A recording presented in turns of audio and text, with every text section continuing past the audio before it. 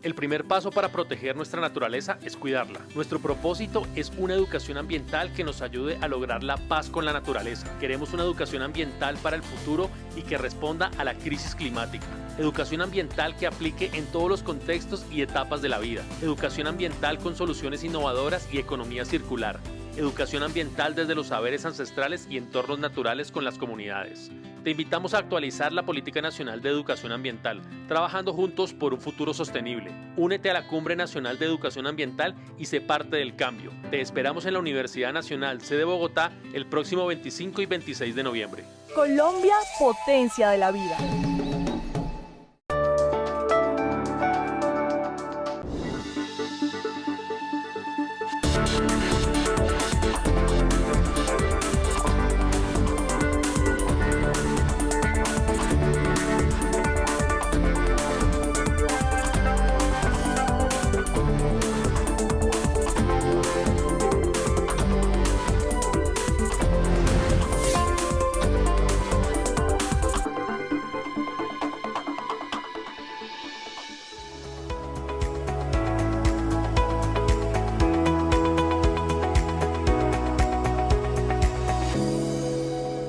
Por eso el pensamiento fundamentalista neoliberal que provoca una estricta fórmula de marco fiscal, de regla fiscal, que el mismo que la construyó la violó, pues no debe mantenerse en el país.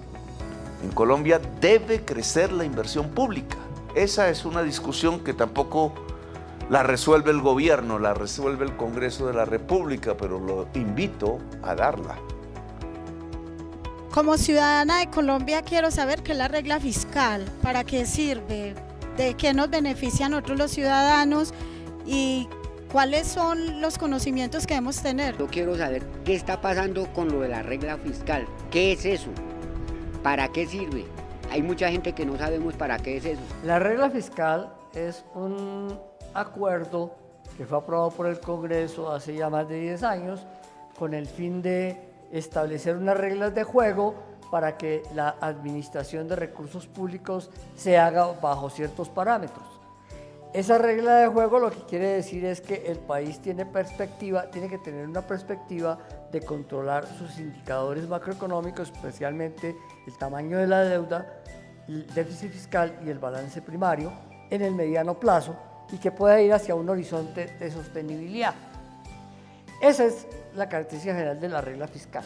El manejo de la economía familiar consiste esencialmente en que usted tiene unos ingresos dados, esos ingresos tiene que distribuirlos presupuestalmente en términos de cómo hace el gasto y usted no puede pagar el mercado con crédito. Es la peor situación que puede hacer. Cuando a usted se le limitan los ingresos, cuando no tiene cómo generar nuevos ingresos, la regla fiscal lo que le dice es pague la deuda primero y no viva. Eso es más o menos lo que nos están diciendo aquí, no reactive la economía y pague la deuda. Entonces sí me gustaría saber qué están haciendo sobre el país o por el país. Aquí tenemos un dilema completo. Si pagamos deuda, no reactivamos la economía. Si no podemos hacer inversión, ¿cómo la reactivamos? El dilema está ahí. Una cosa es la regla fiscal en un periodo de alto crecimiento y otra cosa es la regla fiscal en un periodo de bajo crecimiento y riesgo de recesión. Señor ministro, ¿está en el orden del día la propuesta del presidente o la inquietud del presidente de redefinir la regla fiscal? Nosotros necesitamos recuperar la economía. Y para recuperar la economía tenemos que invertir. No solamente es suficiente la inversión pública, también se necesita la inversión privada. Esto es un proceso de todo el país. Pero la inversión pública en estos tiempos es muy importante para el proceso de reactivación, porque significa que si estamos en una situación complicada de crecimiento, la inversión privada no está haciendo mucho. Entonces hay que trabajar con el lado de la inversión pública. Ministro, una pregunta, ¿por qué estamos tan endeudados? Este año, 2023, el país pagó 76 billones de pesos en deuda. y estaba previsto que tendríamos que pagar 105 billones en el 24, dada lo que venía de atrás. No es deuda contraída por este gobierno. ¿El capital que produce Colombia no alcanza para pagar todas las deudas que tenemos? El país creció fuertemente en los años 21-22, pospandemia, pero ese crecimiento se agotó y este año tenemos desaceleración económica y no queremos llegar a la recesión. Es absolutamente obligatorio en el corto plazo mirar la forma como podemos reactivar la economía. Y la economía no se reactiva pagando deuda. La economía se reactiva es haciendo inversión. Haciendo diferentes esfuerzos presupuestales, finalmente llegamos a un balanceo y decidimos bajar 10 billones de pago de deuda en el 24 y subírselo a la inversión y reasignar otros recursos de inversión, de tal manera que el presupuesto aprobado quedó en 95 billones para pagar deuda. Eso de todas maneras significa 19 billones más que los que pagamos este año, y 99 billones en inversión. Lo que necesitamos es reactivar la economía y eso implica ponerle más recursos a la inversión. Eso fue lo que hicimos balanceando el presupuesto del 2024. ¿Qué quiso decir el presidente con la regla fiscal? El mensaje del presidente es, oiga, vamos a tener que mirar qué hacemos con la regla fiscal porque nos está limitando el espacio de la inversión. Pero eso no significa que él la vaya a desmontar y que se esté buscando un mecanismo para cambiarla. Eso lo que significa simplemente es abramos el debate. El debate es necesario darlo. Se está dando en muchos países. Lo promueve el Fondo Monetario Internacional, lo promueve el Banco Mundial, se está promoviendo en otras partes. Digamos que muchos países ya asumieron el tema de su propia regla fiscal y todos empiezan a encontrar el problema de que la deuda con las condiciones post-pandemia, tasas altas, está limitando la inversión y que la economía necesita reactivarse. Entonces esa discusión es universal, viene de muchas partes. Lo que el presidente dice, hagamos esa discusión. Eso no significa que yo ya vaya a meter un proyecto de ley al Congreso. Quien modifica la regla fiscal es el Congreso. ¿Cómo vamos a arreglar esta situación? Esto es un tema de que hay que tramitarlo con el Congreso, buscar las condiciones, mirarlo, pero también tenemos que tener una alternativa de qué es. Tenemos ya el presupuesto del 24 aprobado y ese presupuesto está adecuadamente financiado. El tema es qué hacemos. Pero por lo pronto lo que se abre es un debate. Ese debate es importante hacerlo y que vayamos examinando las condiciones con las cuales podemos seguir reactivando la economía y podemos generar recursos de la inversión. Ministro, si no se hace nada, ¿qué pasa? ¿Qué vamos a hacer? Este año ya organizamos el presupuesto del 24, pero en el 25 vamos a tener el mismo problema. Nos obliga a pagar deuda y eso nos reduce el campo de la inversión.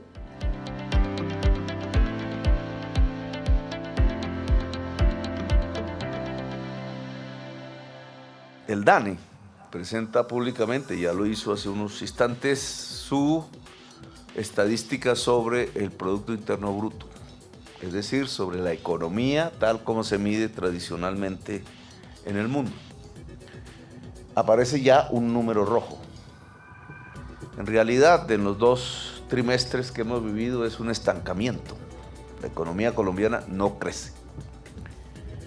Ese número ligeramente en rojo tiene solo un pedacito de noticia positiva.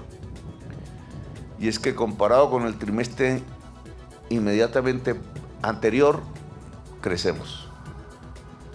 Es decir, que si sigue la tendencia, solo si sigue la tendencia, nuestra depresión en rojo fue mínima, cercana a cero, y está a punto de pasar. ¿Por qué no nos explica y el gobierno no hace profundidad de cuál es la situación económica del país y por qué de la necesidad de redefinir la regla fiscal? El tema es que el crecimiento Las cifras de crecimiento del tercer trimestre no fueron las que esperábamos. Y los indicadores previos que existían daban a entender que íbamos a tener mejor resultado. El DANE terminó revisando a la baja varios indicadores y entonces nos dio finalmente el resultado del tercer trimestre. Lo que nosotros hoy tenemos que saber, que establecer, es por qué no ha funcionado hasta ahora el plan de reactivación que el gobierno puso en marcha hace 4 meses, que es dinamizar obras civiles y dinamizar construcción de vivienda. Ministro, ¿y qué hace el gobierno para reactivar la economía? El gobierno ya puso lo que tenía que poner y no hemos tenido la respuesta del mercado para la reactivación. ¿Qué significa esto? Que en vivienda el gobierno pone los subsidios y lo que había era un descalce entre el subsidio de cuota inicial y el subsidio de la tasa de interés. Ese descalce se resolvió hace 4 meses, 5 meses. Hoy los 2 subsidios van a la par. La ministra de Vivienda dice que ya ha entregado, desembolsado 45.000 subsidios y tiene todavía 20.000 para desembolsar de aquí al final del año. La pregunta siguiente es, ¿y dónde están esas viviendas? Ministro, ¿y usted qué va a hacer con todas las obras, las carreteras de Colombia? Puentes, caminos, hospitales. Lo mismo sucede en obras civiles. En obras civiles el Estado no construye. Hace muchos años no construye. Entonces, ¿qué hace?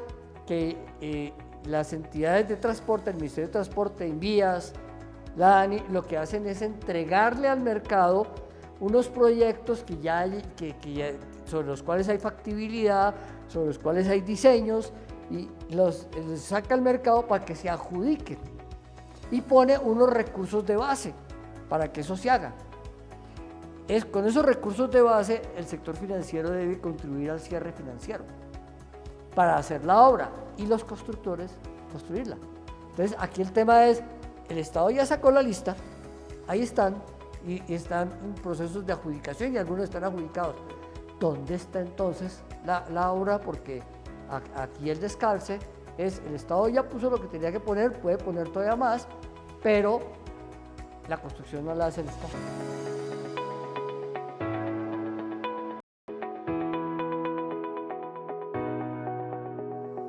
Pues ha caído la tasa de inflación, indudablemente, es uno de los grandes éxitos que podemos mostrar en este año. La inflación en Colombia será de 1 dígito, volvemos a ese terreno.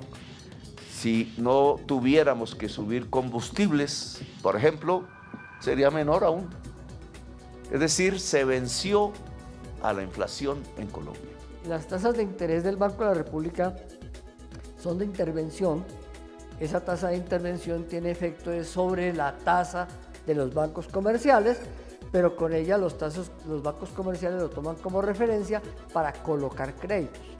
Entonces, mientras la tasa del Banco de la República es 13.25, las tasas de colocación de los bancos comerciales están por el orden del 25 hasta el 40. Entonces, el tema es que cuando el banco pone estas tasas, le está diciendo a los bancos comerciales, por aquí van. Hoy la discusión, o desde hace 3 meses, la discusión es cuándo empezamos a bajar. La señal de bajar significa que todo el mundo empiece a mirar cómo reacciona con las tasas del mercado. El Banco Agrario ya bajó tasas desde hace 4 meses, es el que más ha bajado.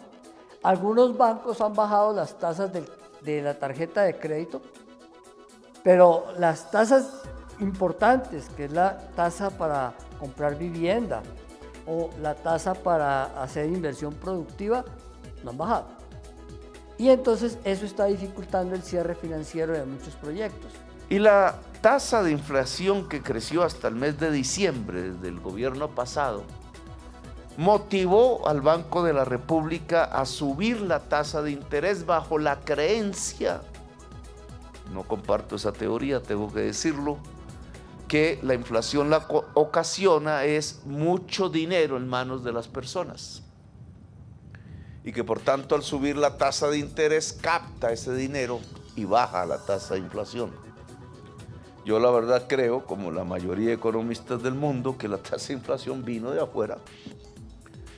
Por la guerra de Ucrania ahora se empeoran las circunstancias, por un desabastecimiento de las materias alimenticias que Colombia consume y el mundo en general, el maíz, los fertilizantes, etcétera, se disparó el ciclo inflacionario en Colombia.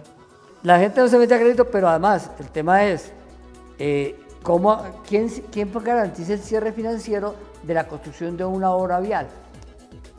Porque la obra está ahí, hay que hacerla, está diseñada, se está adjudicando, pero el cierre financiero se vuelve un problema. Entonces hoy la limitación más importante, o una de las limitaciones más importantes que tenemos por la reactivación económica, son las altas tasas de interés. ¿Qué pasa con la inflación? Sí, cada día está subiendo las tasas de interés. ¿Qué pasa con las tasas de interés? ¿Cómo influye en la economía de los colombianos? Si la vencimos, ¿por qué no baja la tasa de interés? Esa es la realidad y la discusión central en economía hoy. Si lo que baja no es el consumo de los hogares, ¿qué es lo que baja y hace decrecer la economía? Pues una esculcadita simple por la superficie de las cifras del DANE lo dice. Lo que baja es la inversión privada. A eso los economistas parcialmente le llaman la formación bruta de capital fijo. ¿Por qué? No es porque Petro esté en el gobierno, eso es carreta de cierta persona que no le gustó, sino porque está alta la tasa de interés. Llevamos 7 meses continuos de proceso de reducción de la inflación. Esos 7 meses continuos van a terminar en 9 meses continuos en diciembre, porque vamos a llegar a una inflación de un dígito al final del año. Hoy estamos en 10.48 el mes de octubre. Y lo que es claro es que la restricción principal que tenemos en control de inflación es que nosotros estamos resolviendo el déficit de estabilización del precio de los combustibles. Eso ha obligado a subir el precio de la gasolina. Entonces, mientras todos los demás niveles de inflación están bajando, este está subiendo. Lo que tenemos es controlado para que no se vuelva a disparar la inflación. La inflación está bajando, se sigue reduciendo, y vamos a encontrarnos con el hecho de que el banco sí ya puede empezar a bajar tasas, porque nunca las va a bajar por debajo de la inflación. Es solamente empezar a enviar el mensaje de que esto también va bajando y se va detrás de la inflación para garantizar y darle alivio a la recuperación de la economía.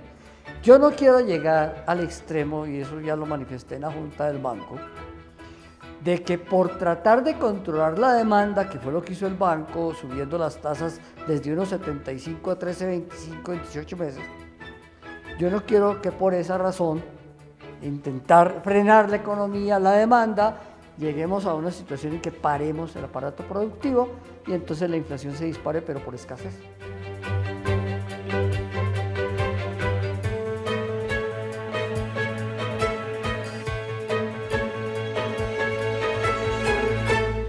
Queremos saber qué va a pasar el próximo año. ¿Vamos a estar igual, mejor, peor? ¿Cuál es su punto de vista? Lo cierto es que los instrumentos que tiene el Estado están puestos a la orden de la reactivación económica. Lo que hoy tenemos que preguntarnos es, entonces, ¿dónde están esos 45.000 subsidios de vivienda? ¿Dónde están las viviendas? ¿Qué se hicieron? ¿Por qué no se está construyendo? Lo mismo pasa en obras civiles. Y volver a mirar cuál es la relación que tenemos que tener entre la inversión pública y la inversión privada. Así que el presidente de la República le solicita a nombre de la nación, del interés general de la nación, que hoy está en la posibilidad, como con estos aviones, de despegar, que entonces permitan ese despegue bajando la tasa de interés.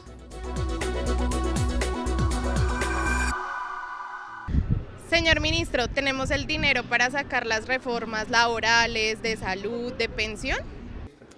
Los mensajes que se han entregado es que primero que la reforma pensional es absolutamente necesaria para corregir todas las dificultades que hoy tiene el sistema, y que de aquí al año 2070, que son 47 años, con lo que hay actualmente propuesto en la reforma, tenemos un ahorro fiscal. El fondo del ahorro que se crea hace todo su ciclo, crece, llega a su máximo y comienza a agotarse y después del 2070 se agota, lo cual quiere decir que de aquí al 2070 y cada 4 años se tiene que revisar, debe haber una nueva reforma para ir adecuándose en el tiempo. La reforma de salud, el tema principal es por qué estamos gastando tanta plata en Colombia en el tratamiento de la media y alta complejidad. Y la respuesta es muy precisa, porque no hacemos salud preventiva. Y entonces, como no hacemos salud preventiva, el diagnóstico es tardío. Y cuando es tardío, usted tiene enfermedades avanzadas. Y al ser enfermedades avanzadas, pues tiene que ir a media y alta complejidad, que es más costosa. Y la reforma lo que hace, y es la virtud de la misma, es que empieza a trabajar en más atención primaria en salud, y al trabajar en más atención primaria en salud, en el mediano plazo, reduce los costos de media y alta complejidad. Entonces se balancea.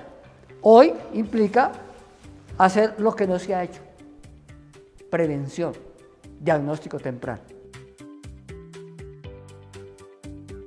Se puede hacer y la virtud se va a encontrar en el tiempo, porque la media y alta complejidad baja y es compensada con la atención primaria en salud, el diagnóstico temprano y una población con mejor calidad de vida.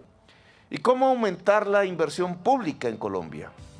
Ejecutando el presupuesto de forma real. Cuando los periodistas, los diversos gobiernos les presentan las estadísticas de ejecución, resulta que los estaban engañando.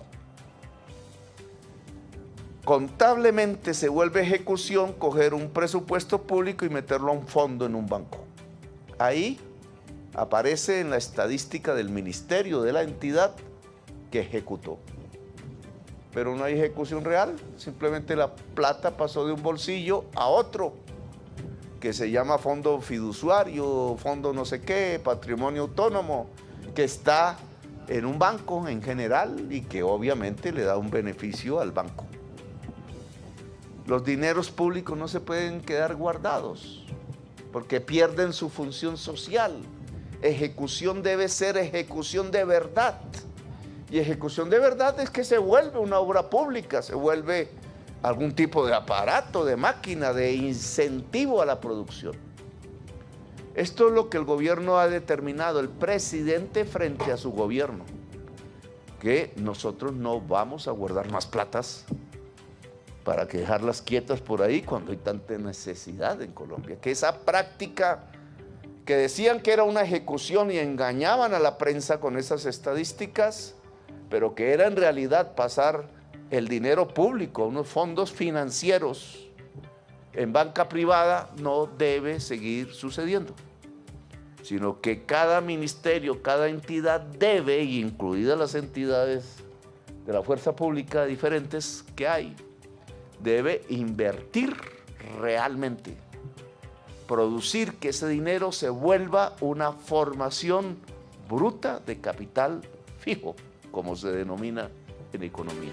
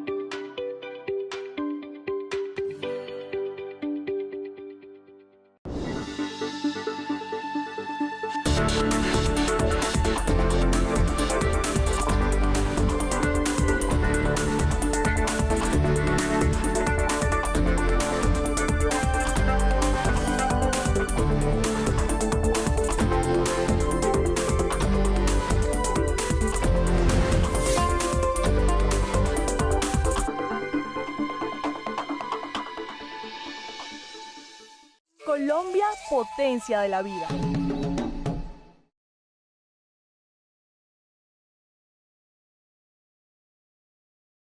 Los colombianos y las colombianas merecemos tener una vida digna. Por eso queremos que todos los sectores se comprometan con las reformas para lograrlo. Es hora de unirnos alrededor de nuestras diferencias para sacar adelante reformas que salden deudas históricas y nos permitan construir la nación equitativa, democrática, próspera, segura y en paz que tanto queremos. Así cambiaremos nuestro destino con justicia social. Juntos llegamos más lejos.